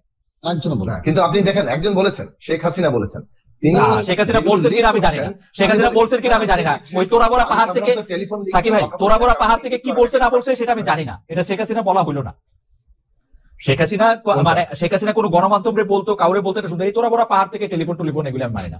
না, সেটাই বিষয়টা হচ্ছে যে তোরাবড়া পাহাড় থেকে টেলিফোন লিক করা, এই সমস্ত বিষয়গুলো খুবই আমি বেচিক কাজ মনে করি। কিন্তু শেখ হাসিনার উপরে যেহেতু এক ধরনের কথা বলার, প্রকাশ্যে মানে আনুষ্ঠানিকভাবে কথা বলার একটা বাধা আছে, সে কারণে তিনি টেলিফোন লিকের এই ব্যবস্থাটা গ্রহণ করেছেন তার বক্তব্য প্রচার করার জন্য। বাংলাদেশে কি উনি একমাত্র আওয়ামী লীগ? ওনার কথা কে শুনতে চায়? উনি চলে গেছেন, কাজ করতে চাইছেন, উনি চলে গেছেন বাংলাদেশ থেকে, ওনার কথা কে শুনতে চায়? আর আওয়ামী লীগ না চলে গেছেন, এটা যদি এত মানে সহজ ভাবার কিছু নেই। বাংলাদেশে আওয়ামী লীগের যে সেট আপ, সেটাকে খুব দুর্বল ভাবার কিছু নেই। আচ্ছা, আমি একটু জনাব আদালিব রহমান পার্থকে জানতে চাইবো যে জনাব আদালিব রহমান পার্থ গুজব বিষয়ে আপনি যদি আলোকপাত করেন। আমি সাকিবের সাথে উইথ ডিউ রেসপেক্ট আমি একটু ডিফার করি যে যেটা বললো যে শেখ হাসিনা বা আওয়ামী লীগ সভানেত্রী উনি লিক করে এভাবে বলার চেষ্টা করছেন, আমার এটা মনে হয় না। এই জন্য মনে হয় না, তাহলে হয়তো এটা আরো প্ল্যান হতো। উনি যেই লেভেলে নেতাদের সাথে কথা বলছেন, গোপালগঞ্জের ছাত্রলীগের আহ্বায়ক কমিটির একজন, সে আবার ধমক দিচ্ছে, নেত্রী আপনি এটা ছেড়ে দেন, আপনি কাউকে দায়িত্ব দেন। অথবা বেলজিয়ামের একজন, যার সাথে 1988 সালে দেখা হয়েছে, তাকে বলা হচ্ছে যেতে। এতে কিন্তু বরং আওয়ামী লীগের দুর্বলতাই বেশি প্রমাণ পায় শক্তির চেয়ে। আওয়ামী লীগ এখন মানে আওয়ামী লীগের সভানেত্রী যখন এখানে কথা বলে এই লেভেলের, আমি সিরিয়াসলি আমার মতামতটা বলি, আমার এখানে মতামত বলা দরকার, কিন্তু আমার এখনো এটা বিশ্বাস হয় না এটা মানে এটা এআই দিয়ে করা না, এটা অন্যভাবে করা, এখন এটা বিশ্বাস হয় না। এনিওয়েজ, এটা নিয়ে আমরা কথা নাই। তাহলে আপনি আরেকটা কি জিজ্ঞেস করছিলেন? আমি বলছিলাম যে গুজব ছড়ানো এবং গণমাধ্যমের সাথে আসলে কখন ছড়ায়, যখন একটা সরকার ফর্মালি এস্টাবলিশ থাকে না এবং বিরোধী ছাড়া থাকে, গুজবটা যারা ছড়ায় তারা যখন মনে করে যে না, এই সরকারকে গুজব দিয়ে আরো উইক করে দেওয়া যাবে। এখন এটা দিস ইজ অন এয়ার, সবাই জানে যে এই সরকারটার সাথে রাজনীতিবিদদের সম্পৃক্ততা কেমন। স্পেশালি আর্মির চিফ যখন বলেছেন যে 18 মাসে নির্বাচন, তখন অনেকে খুব রিয়াকশন দিয়েছেন যে না, এটা না। মানে আর্মি বলতেই পারে এই সরকার, আর্মির একটা বিরাট ভূমিকা ছিল। আমি যেটা সবসময় বলি যে আর্মির ভূমিকা ছাড়া এই সরকার ওই স্বপ্নও দেখতে পারতো না এখানে বসার, প্রশ্নই ওঠে না। তো সুতরাং আর্মি একটা কথা বলতেই পারে, এবং এখানে অনেকে আবার এটাকে মানে হোয়াইট অ্যান্ড ব্ল্যাক করে ফেলে। না, আর্মির সাথে বেঁধে গিয়েছে, উপদেষ্টা এটা বলছে। আমি মনে করি এই ধরনের কনফিউশন যখন হয় তখন গুজব আসাটা খুবই স্বাভাবিক। এবং আমাদের যে অপোজিট পক্ষ, আপনি যেটা বললেন যে আওয়ামী লীগের নেতা নাই, বাট গুজব করার নিশ্চয়ই অনেক লোক আছে। আপনি এটা ভুলে গেলে হবে না, আওয়ামী লীগের কাছে একটা বড় ভোট ব্যাংক আছে, 10 থেকে 15%। একটা বড় ভোট ব্যাংক আছে, কেন আর করবে। কিন্তু যাই হোক, আমরা ওই আলোচনা না যাই, আওয়ামী লীগ নিয়ে আরেকদিন কথা বলবো। কিন্তু ঘটনা হইতেছে যে প্রফেসর ইউনূস যে জেনে বুঝে, আপনার কথা যদি আমি সত্য ধরে নিই, জেনে বুঝে শুধু ছাত্রদের ক্রেডিট দিচ্ছেন, বলছেন ছাত্ররা তাকে নিয়োগ দিচ্ছে, তো সেইটা কি আসলে তিনি একটা জায়গা তৈরি করছেন কিনা যে আর্মির অবদানটা সেটা সরাসরি বা খোলাখুলি স্বীকার না করে? আপনি কি মনে করেন যে উনি আমি ওনাকে বেনিফিট অফ দ্য ডাউট দিতে চাই। উনি সিম্পল পারসন, উনি পলিটিশিয়ান না। উনি কথাটা তো মার প্যাচ হয়তো বুঝতে পারছেন না। উনি হয়তো ওভার এক্সাইটেড, ওভারওয়েলড হয়ে বাচ্চাগুলো মানে এই ইয়াং ছেলেদেরকে উনি আরো প্রমোট করার জন্য হয়তো এই কথাগুলি মাস্টার মাইন্ড বা এই কথাগুলি বা রিসেট বাটন বা এই কথাগুলি উনি বলছেন। He doesn't mean any harm, আমি এটা মনে করি যে উনি কাউকে কষ্ট দিতে কাউকে ছোট। কিন্তু আমরা যেহেতু রাজনীতিবিদের জায়গা থেকে দেখি, আমরা যখন মূল্যায়ন করি আমাদের এখানে ছাড় দেওয়ার কোনো সুযোগ নেই, যার কারণে এই কথাগুলি নিয়ে সবাই বলে আসে। বিকজ কেউ যদি মাস্টার মাইন্ড হয় তাহলে আমরা মাস্টার ব্রেইন, যেখান থেকে মাস্টার মাইন্ড বের হয়েছে। Because we have been working for this for last 15-20 years, এই পলিটিশিয়ানরা। আমি তাই বলার চেষ্টা করছি, I want to give mister Yunus the benefit of the doubt, যে উনি সরল মনে হয়তো বলছেন, উনি পলিটিশিয়ান না, কথার মারপ্যাচ হয়তো উনি অত এক্সপার্ট না, এই কারণেই বলছে। এটার মধ্যে আমি কোনো কুট বা কাউকে ছোট করা বা ওকে কারোটা দেখছি না, বাট পুরো সিচুয়েশনটা আমি বলছি যে গভর্নমেন্টের একটা স্পোক্সম্যান থাকা উচিত এবং কথা বলার সময় প্রমোট থাকা উচিত। আচ্ছা, আমরা আন্দালিব রহমান পার্থ, অন্তর্বর্তীকালীন সরকারকে আপনি কতদিন সময় দিতে চান নির্বাচনটা অনুষ্ঠান করার জন্য? আপনার মাথায় কি কোনো ক্যালেন্ডার, টাইমলাইন, ঘড়ি কিছু দেখেন? আমার সাথে কোনো ক্যালেন্ডার, টাইমলাইন, বা আমি বিশ্বাস করি সংস্কারগুলি নির্বাচনমুখী সংস্কার হওয়া উচিত, বড় সংস্কারগুলি প্রস্তাব থাকা উচিত, রাজনীতি দলের সাথে কথা বলা উচিত, ওনাদের একটা জেনারেল কমিটমেন্ট নেওয়া উচিত যে এই জিনিসগুলি যদি জাতির কাছে কমিটেড হয়। আমাদের সবচেয়ে বড় বিচার তো জাতি করে, আমাদের সবচেয়ে বড় বিচার জাতি করে। সুতরাং জাতির কাছে কমিটেড হওয়া উচিত এই বড় বড় সংস্কারগুলি, ক্ষমতাকে ভারসাম্য আনার জন্য। এবং আমার বিশ্বাস, এটা ওই বিশ্বাসের জায়গাটা রাখা উচিত যে আগামীতে যারা পলিটিক্যাল গভর্নমেন্ট আসবে তারা এগুলি করবে, because they will be committed to the people. আর নির্বাচনমুখী সংস্কারগুলি এনাদের হাতে দেওয়া উচিত। আদারওয়াইজ ওনারা এমন কোন সংস্কার করে টেকসই করতে পারবে না, আমরা যদি কোনোদিন পার্লামেন্টে যাই, ক্ষমতায় যাই, আমরা সেটাকে সরিয়ে ফেলতে পারবো না, এমন কিছুই হতে পারবে না। সুতরাং আমার মনে হয় আমাদেরকে সাথে নিয়ে এই কাজগুলি করা উচিত। আপনি কি কোনো একটা মানে সময় দেখতে পান যে এই সময়ের মধ্যে এটি? আমার মনে হয় this should not take September থেকে ফেব্রুয়ারি আগামী বছর, আমি মনে করি ইজ আ গুড টাইম, এর মধ্যে ওনাদের করে দেওয়া উচিত। নাহলে ওনাদের পপুলারিটি আরো অনেক নিচে পড়ে যাচ্ছে, যেভাবে বাজারের দাম সবকিছু, মানুষ ওনাদেরকে সুযোগ দিচ্ছে, কিন্তু ওনারা তখন ওনাদের বলে না, তখন ছেড়ে দেওয়া কেঁদে বাঁচি, এই টাইপের সিচুয়েশন। সেপ্টেম্বর 25 থেকে ফেব্রুয়ারি 26 মনে করছেন আন্দালিব রহমান পার্থ। জনাব সাকি, আপনি অন্তর্বর্তীকালীন সরকারের টাইম? আমি সময় দিতে চাচ্ছি না, আমি ধারণা করছি, আমি কাউকে সময় দেওয়ার জায়গা না, আমি ধারণা করছি রাজনীতি নিয়ে। না, আমিও শব্দটা কয়েন করতে ভুল করেছি। পার্থ বলেছে যে এই সময়ের মধ্যে হয়তো নির্বাচন হবে। জি জনাব সাকি। আমি শেষ থেকে আসি। দেখুন, সময়সীমা নির্ধারণ করার কোনো, আসলে আমারও কাছে কোনো ক্যালেন্ডার নেই। আমি মনে করি যে এই সরকারের কালক্ষেপণ করা ঠিক হবে না। অর্থাৎ জনগণ যাতে এরকম কোনোভাবে ধারণায় না পৌঁছান যে সরকার বোধহয় তাদের সময় দীর্ঘায়িত করার চেষ্টা করছে। এটা 1 নম্বর। 2 নম্বর হচ্ছে যে তাহলে কোনটা কালক্ষেপণ না, সেটা হচ্ছে যে এই ছাত্র শ্রমিক জনতার গণ অভ্যুত্থানের একটা রায় এসছে, একটা নতুন রাজনৈতিক বন্দোবস্ত দরকার। সেটার জন্য ভিত্তি হবে একটা গণতান্ত্রিক সংবিধান, রাষ্ট্রীয় প্রতিষ্ঠানগুলোর সংস্কার, আইনের সংস্কার এবং একটা গণতান্ত্রিক নির্বাচন যার অংশ। ফলে এগুলো কোনোটা পরস্পর বিরোধী না। এখন এটার কোনটা আগে কোনটা পরে কি হবে, এই প্রশ্নে একটা কাজগুলো সুনির্দিষ্টভাবে কি, তার সময়সীমা কি দরকার, এটাই কিন্তু বারবার বলা হচ্ছে যে এই উত্তরণের পুরো পর্বটা স্টেক হোল্ডারদের সাথে, অংশীজনদের সাথে আলোচনার ভিত্তিতেই কিন্তু সময়সীমাটা ঠিক হয় না। ফলে আমার স্পষ্ট জায়গাটা হচ্ছে যে সরকারকেই এই আলোচনার মধ্যে দিয়ে একটা রোড ম্যাপ তৈরি করতে হবে এবং জনগণের প্রত্যাশাটা পূরণ করতে হবে। আপনি কবে, আমি একটু ফিরে আসি আগের আলোচনাটা, আপনি বলেন, কিন্তু আপনি কবে নাগাদ নির্বাচনটা দেখতে চান বা নির্বাচনটা হলে ভালো হয় বলে আপনার কাছে? এগেইন আমি বলছি যে আমার কোনো ক্যালেন্ডার নেই, আমি বলছি যে কাজগুলো সুনির্দিষ্ট করলে সময়সীমাটাও নির্দিষ্ট হবে, জনগণের কাছে তখন রোড ম্যাপটা দিলে জনগণ বুঝতে পারবেন যে এই সময়টা দরকার, এবং সেই জনগণ তো বুঝতে পারবে না, আমরা সকলেই কনভিন্স, জনগণ তো বিষয় এই সময়ের মধ্যে জনগণ তো বুঝতে পারবে না, জনগণকে তো আপনারা যারা মত মোড়ল আছেন তারাই তো বুঝাবেন। হ্যাঁ, সেটা আলোচনা শুরু হয়নি এখনো, কিন্তু সেই আলোচনাটা সরকার শুরু করলে আমরা নিশ্চয়ই আমাদের অ্যাসেসমেন্টটা দেবো। অ্যাসেসমেন্টটা আমরাও এখনো তৈরি করিনি, কারণ সরকার এই আলোচনাটা শুরু করার জন্য গত শনিবারও আমরা এটা বলেছি যে আপনারা আলোচনার মধ্যে দিয়ে একটা রোড ম্যাপ তৈরির বিষয়ে আসেন, কারণ জনগণ এটা প্রত্যাশা করছে। ওকে, প্রথম আমি আগের প্রশ্নে একটা কমেন্ট করে যাই, সেটা হচ্ছে দেখুন, গণ অভ্যুত্থান কিন্তু হয়, গণ অভ্যুত্থান অর্গানাইজ করা যায় না। গণ অভ্যুত্থান অর্গানাইজ করার জন্য একটা দীর্ঘদিন ধরে কাজ চলে, মানুষ প্রস্তুত হয়, জমিনটা তৈরি হয়, মানুষের মধ্যে বিক্ষোভটা তৈরি হয়, কিন্তু কোথায় কোন স্ফুলিঙ্গটা ওইভাবে একটা মানুষের মধ্যে আবেগীয় বন্ধন এবং একটা বিরাট টান তৈরি করবে, সেটা আগে ভাগে হিসাব করা যায়। বিনয়ের সাথে একটা কথা বলি, গণ অভ্যুত্থান, আপনি বলছেন যে গণ অভ্যুত্থান অ্যারেঞ্জ করা যায় না, অর্গানাইজ করা যায় না, কিন্তু ওরা তো অর্গানাইজ করে দেখাইলো। ওরা একটা গণ অভ্যুত্থানের জন্য কাজ করতেছিল, ওরা সরকারকে ফেলে দেওয়ার জন্য কাজ করতেছিল। যদি মাহফুজের কথা ঠিক হয়ে থাকে, এবং আমরা হাইন্ডসাইড যে উদ্যোগগুলি আমরা দেখি, আমরা নাহিদের যেসব উদ্যোগ দেখি, ছাত্র শক্তি বা ওইটা নাগরিক শক্তি, ওইটা ওরকম যেটা দেখি, আমি তো মনে হয় যে তারা এটা অ্যারেঞ্জ করছে, অর্গানাইজ করছে। দেখুন, আপনি যথেষ্ট সময় দিবেন না আমাকে তর্কটা করার জন্য। আমার কাছে মনে হয় না যে যখন কোটা সংস্কার আন্দোলনটা শুরু হয়েছিল তারা এটা যে একটা নিশ্চিতভাবে এরকম গণঅভ্যুত্থানের রূপে পৌঁছে যাবে এরকম কোনো অ্যাসেসমেন্ট পরিকল্পনা পুরোপুরি তাদের হাতে ছিল। তারা আন্দোলনটা করছেন এবং এই আন্দোলন যে কোনো দিকে যেতে পারে, প্রত্যেকটি আন্দোলনের যে কোনো দিকে একটা বড় রূপে যাওয়ার সম্ভাবনা মানে যে কেউ দেখতে পারেন থাকেও। সেই জায়গাটা যেমন ধরেন 28 অক্টোবর থেকে আমরা যে আন্দোলনটা শুরু করেছিলাম সেটা এই গণঅভ্যুত্থানের রূপ নেয়নি, কারণ আমরা তখন অ্যাসেস করছিলাম যে ছাত্ররা যদি সামনে না আসে তাহলে একটা অভ্যুত্থানের জন্য যে একটা ড্রাইভিং ফোর্স লাগে বাংলাদেশের ইতিহাসে 52 থেকে শুরু করে আপনি 90 পর্যন্ত 71 সাল সহ আপনি দেখবেন যে ছাত্রদের একটা ঐতিহাসিক বিস্তারিত যাচ্ছে না। আমি শুধু এটা বলবো আপনার মনে হয় যে আপনাদের আহ্বানে ছাত্ররা আসে নাই, আমাদের একটু কথা বলতে হ্যাঁ বেশি পার্থ আমি আসছি। ছাত্ররা এসছে আসলে শেখ হাসিনার কথায়।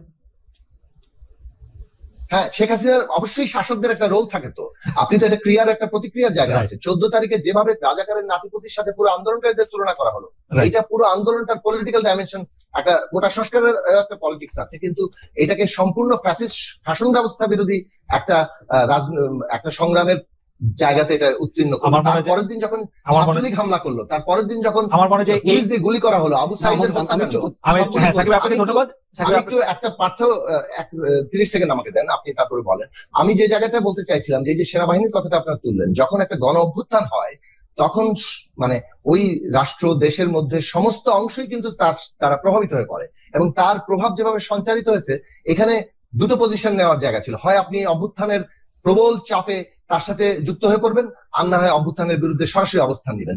এই ক্ষেত্রে বাংলাদেশ সেনাবাহিনী যে ভূমিকা নিয়েছে তারা মানে এই অভ্যুত্থানের প্রভাবে তার অংশে পরিণত হয়েছে। ওকে, জনাব আব্দুল রহমান পার্থ, আপনি এখানে যুক্ত করতে আপনি যখন আমাকে বলেন প্রোগ্রাম করা হয়, তাহলে সাবেক প্রধানমন্ত্রী শেখ হাসিনার মুখ থেকে রাজাকারের বাচ্চার কথা কি প্ল্যান করা ছিল? আবু সাইদকে গুলি করা কি প্ল্যান করা ছিল? নাহিদকে কি 30 তারিখে মেনে নেওয়ার পর আবার 3-4 জনকে নিয়ে পিটানো, হারুনের কাছে দিয়ে আসা, সেটা কি প্ল্যান করা ছিল? এবং আমাকে একটু অনুমতি দিবেন, মানে শেখ হাসিনা সাবেক প্রধানমন্ত্রী 15 জুলাই সংবাদ সম্মেলনে যে আচরণ করেছেন, সেই আচরণ থেকে সেই আচরণ যে 14 জুলাই যে আচরণ করেছেন, সেই আচরণ যে 13 জুলাইয়ের আচরণ থেকে খুব বিপরীতমুখী, ব্যাপারটা এরকম না, কিন্তু উনি তো এইভাবেই কথা, আমি সেটাই বলার চেষ্টা করতেছি।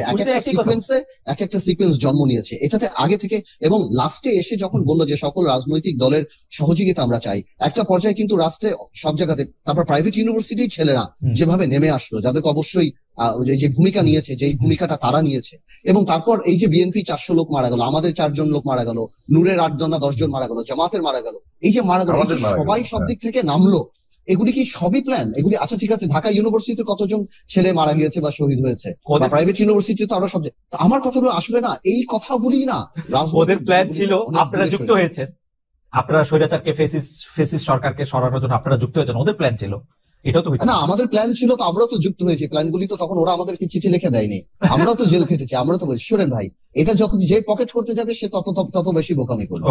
আসলে এই কথাটা রাইট না। এটা একটা জিনিস বড় হয়েছে, এটা একটা মহল চায় ওনাদের অবস্থান জাস্টিফাই করার জন্য, যাতে করে ওনাদের ক্যাবিনেট মন্ত্রী মন্ত্রণালয়ের অবস্থাটা ভালো থাকে, বারবার বাচ্চাদের কথা বলে। বাট এখন বাচ্চারা নিজেরাও রিয়েলাইজ করে যে সবাইকে নিয়ে এটা করা হয়েছে। গণঅভ্যুত্থান একা কেউ করতে পারে না, এটা প্ল্যান করা হয় না, এটা আল্লাহ করিয়েছে। আমার বিশ্বাস যতদিন আমরা প্ল্যান করেছি হয় না, যখন আল্লাহর উপর ছেড়ে দিচ্ছি সেই কাজে কবে যাবে, আল্লাহ এটা প্ল্যান, তখন আবাবিল পাখি। আমি আমাকে একটু 30 সেকেন্ড দেন। সেটা হচ্ছে যে দেখুন, আমি ছাত্র নেতৃবৃন্দের যে ভূমিকা সেটাকে কোনোভাবে আমাদের খাটো করার কোনো চেষ্টা আমার বক্তব্যের মধ্যে নাই। আমি বলতে চাইছি যে এই পুরো আন্দোলনের যে সিকোয়েন্সে তাদের প্রত্যেকটি অংশে খুবই গুরুত্বপূর্ণ ভূমিকা রেখেছেন, খুবই অসাধারণ ভূমিকা রেখেছেন। কিন্তু আমি শেষ করি, 28 অক্টোবরের আগেও 28 অক্টোবরের পরেও আমরাও কিন্তু পরিকল্পনা করেছি এই ফ্যাসিস্ট সরকারের বিরুদ্ধে একটা গণ অভ্যুত্থান করা। গণ অভ্যুত্থানের কথা 14 সালের পর থেকেই বহু বক্তৃতায় বলেছি, বিশেষত গত 5 বছরে তো বলতে বলতে মুখে ফেনা তুলে ফেলেছি। কিন্তু প্রশ্নটা হচ্ছে এগেইন, গণ অভ্যুত্থানের ওই ঐতিহাসিক মুহূর্তটা তৈরি করার ক্ষেত্রে আপনার কারো মানে পরিকল্পনা করলেই সেটা কাজ হয় না। সেটার অনেকগুলো ঘটনা একটা বিন্দুতে কোয়েনসাইড করে, সেই কোয়েনসাইড করার ঘটনাটা এটা। আমি আসলে সাকিব ভাই, আপনি একটু আমি বলি, আমি এটাতে আপনার সাথে খুব তর্ক করতে চাই না বা পার্থের সাথে দ্বিমত করতে চাই না, কিন্তু আসলে ফুটবল খেলার উদাহরণ দিয়ে যদি বলি যে একটা তো হচ্ছে গোল করা, আরেকটা হচ্ছে অ্যাসিস্ট করা, মাঝখানে পিছনে কোথায় কোন খেলা হয়েছে সেটা কি এটার সাথে আসলে খুব গুরুত্বপূর্ণ। অ্যাসিস্ট আর স্কোরই তো আসলে মানে কাজে লাগে। তো আপনি যদি গণ অভ্যুত্থানের ক্ষেত্রেও সেভাবে আপনি দেখেন, সেক্ষেত্রে স্কোর আর অ্যাসিস্ট না থাকলে আপনার অ্যাসিস্ট আর গোলটা তো আলাদা করে আসে। আচ্ছা এনিওয়েজ এখন ঠিক আছে, ওনারাই ভালো, ওনারাই না আচ্ছা ঠিক আছে, এটা নিয়ে নিশ্চয়ই আমরা আরো অনেক কথা বলতে পারবো, কে কোথায়। আমি কথা বলি, আপনি এটা খালেদ, আমরা যেটা আলোচনা করছি, এই যে জমিনটা তৈরি হয়েছে, যে কারণে ধরুন মানে এই যে তো যারা আওয়ামী লীগের নেমে কৃতিত্ব, পড়েছে আওয়ামী দেশের লীগের ঢাকা সহ বিভিন্ন অঞ্চল, আওয়ামী লীগের তারা কৃতিত্ব, আওয়ামী লীগ এত খারাপ শাসন করেছে, আপনার কাছে মনে হয়? আওয়ামী লীগের কৃতিত্ব, আওয়ামী লীগ এত খারাপ শাসন করেছে যে সবাই বিরক্ত ছিল আওয়ামী লীগের উপর। অবশ্যই, তার মানে তো 100%, তার বিরুদ্ধে যে 100%. ধরেন এটা যে একটা ফ্যাসিস্ট শাসন ব্যবস্থা, এর বিরুদ্ধে একটা নতুন বন্দোবস্ত লাগবে, এই দেশ সংস্কার করতে পুরো প্রশ্নগুলো কিন্তু দীর্ঘদিন ধরে মানুষ ওকে, আমি মানলাম, মানে এটা এই আমার প্রশ্নটাকে মানা আপনার না, বিবেচনায় আমিও নিতে মনে করি যে একটা হোলিস্টিক অ্যাপ্রোচের মাধ্যমে এই এই গণ আন্দোলনটা, গণ অভ্যুত্থানটা, ছাত্র জনতার এই সম্মিলিত জায়গাটা সেটা আসলে তৈরি হতে আসলে সময় নিয়েছিল, সেটা আমিও মনে করি। কিন্তু যারা অন্যরকম মনে করে তাদের জন্য এই প্রশ্নটা করা। আমি আবার একটু অন্য প্রশ্নে আসি, জনাব আন্দোলন পার্থ, আমাদের খুব বেশি সময় নাই।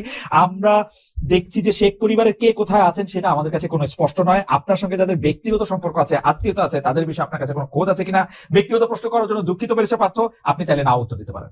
না, আমি জানি না, আমার সাথে কোনো কিছু নাই, আছে বা যেখানে আছে আর কি, হয়তো সাবধানেই আছে, বাট আমার কোনো আইডিয়া নেই। আচ্ছা, আমি একটু যেতে চাই হচ্ছে জনাব জোলাই স্যারকে আপনার কাছে। আপনি রংপুরে বলেছেন আওয়ামী লীগ বা তার দোসররা মাদ্রাসা বিভিন্ন ধর্মীয় স্থাপনা ভাঙছে, এটা কি রাজনৈতিক বক্তব্য নাকি সত্যতা আছে?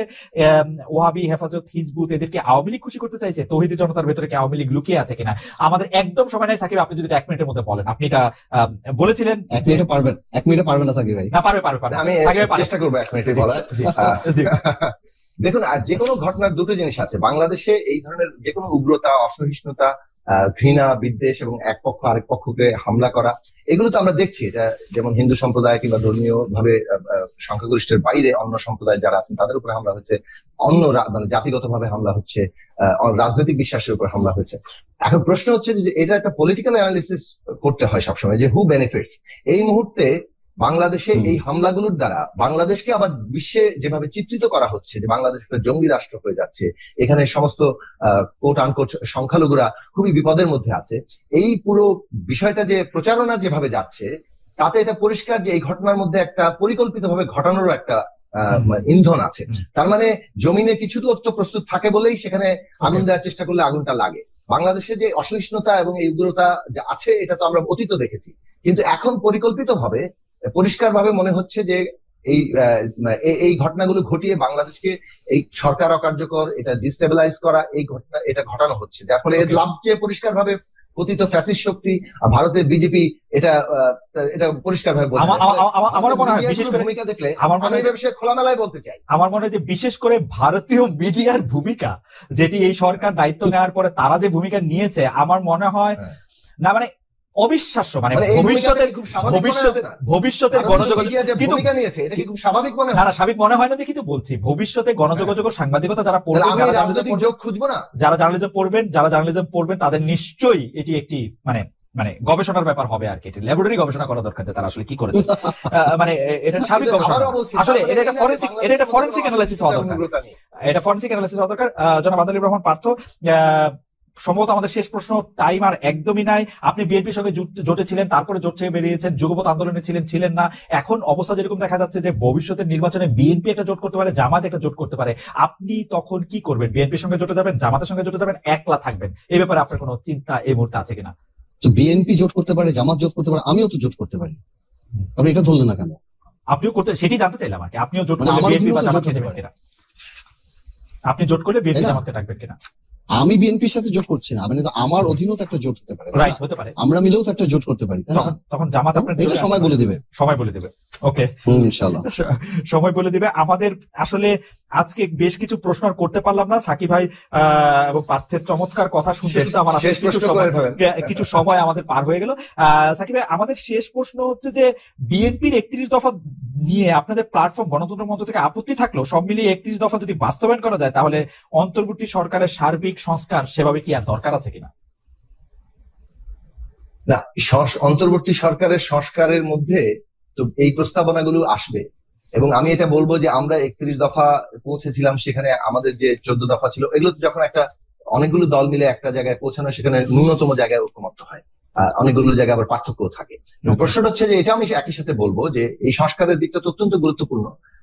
গণ অভ্যুত্থান মানুষের আকাঙ্ক্ষা কিন্তু আরো বাড়িয়ে দিয়েছে, এবং সেই আকাঙ্ক্ষাটাকে আমাদের রাজনৈতিক দলগুলো নিশ্চয়ই আবার নতুন করে মূল্যায়ন করছেন, এবং সেই লক্ষ্যে পৌঁছানোর জন্য সবাই মিলে আমরা যাতে এক জায়গায় এক যাত্রায় আসতে পারি, সেটার জন্য আমাদের কনসেনসাসের দিকে চেষ্টা করা দরকার।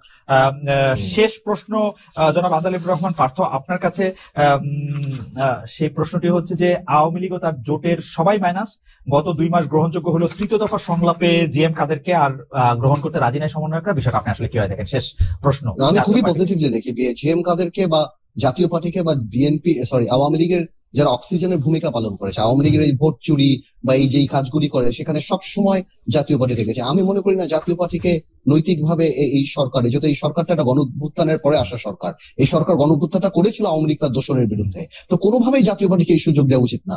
জাতীয় পার্টির কোনো মায়া কান্না এখানে অ্যাকনলেজ করা উচিত না। বিকজ আওয়ামী লীগ যে এই 2-3টা টার্ম ইলেকশনে ছিল, সেটার একদম লাঠির ভূমিকা পালন করেছে জাতীয় পার্টি। সারা বছর কান্নাকাটি করেছে, রাত্রেবেলা টাকা খেয়ে আর নমিনেশন কিছু নিয়ে তারা ভিতরে ঢুকে গিয়েছে আমরা আওয়ামী লীগ, এবং এই সরকারকে একটা বৈধতা দেওয়ার ব্যবস্থা করছে। ইম্পসিবল। জাতীয় পার্টিকে প্রথম দিন থেকেই এত ইম্পর্টেন্স দেওয়া উচিত ছিল না। জনাব আন্দালিবুর রহমান পার্থ, আপনাকে অনেক ধন্যবাদ আমার একটা লাস্ট লাইন আছে, ফ্যাসিস্ট ব্যবস্থার জন্য দায়ীদের, হত্যাকাণ্ডের জন্য দায়ীদের বিচার করতে হবে, এটা অবশ্যই, এবং দল হিসেবে যারা আছেন তাদের দায়িত্বটা, তাদের দায়টা কি অবস্থায় আছে সেটা আদালত এবং জনগণ, আমি মনে করি যে বিচারটা খুব মাস্ট, খুব জরুরি।